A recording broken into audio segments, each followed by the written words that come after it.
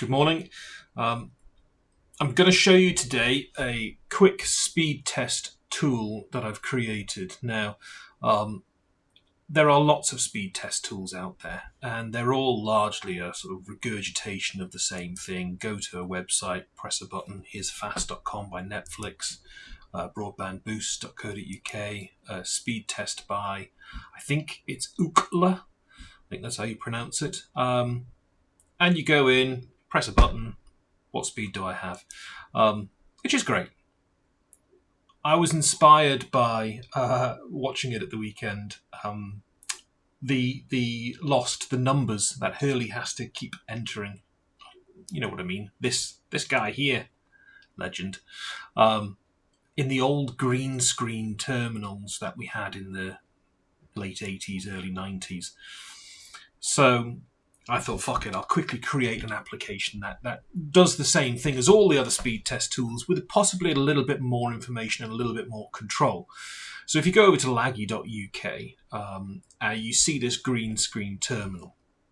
And you can type in help, and that will show you all of the various different prompts. Now, it's intentionally made to be quite retro and nostalgic. But also I'm thinking for younger audiences to have a little bit of control, typing very basic commands. It could be a learning experience. So the first prompt, dead easy, speed. If you run that, that'll send by default 3 runs and back and forward of a file to give you the accurate representation of the speed. So 171 megs per second, which is possibly average for the Isle of Man. The UK, the US will more than likely be a lot higher. I'm waiting for someone to run a 10 gig connection on this and entirely skew my figures. However, if that happens, I can implement a sort of mean mode median result set. But if you type in help, what you can see is all of the various different commands that you can run. Speed n would be, n is the number, so speed, and you could do 20, and it'll do 20 tests of the line. That will give you a far more stable and accurate representation of your speed. Jitter and latency, you can run them up to 100 times, default is 25. They'll give you a view of the quality of the line. So some people have a 1 gig connection, but if your latency or jitter is really high, you can still end up with buffering in Netflix, that sort of stuff. So it's a good measure to understand. There's a sprinkle of some silly stuff in there that I've built in, like you can ask it to tell you a joke about broadband. You can break the system. So break is just a funny little animation I'll show you now. So if you type in the word break, boom, it'll just break the system, which is meant to be stupid.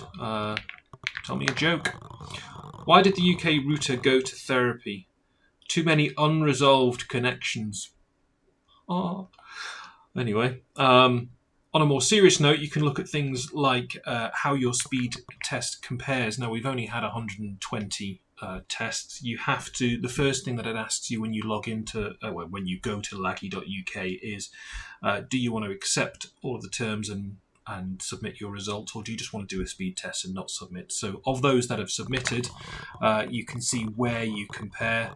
So my position is 21st out of 121 tests, top 16.5% percentile.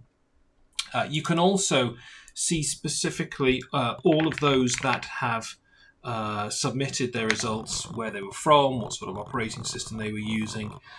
So we can see here that most of them in the Isle of Man is just me. One today from Atlanta, using Google Chrome. So Atlanta is in Georgia, I think. Yes.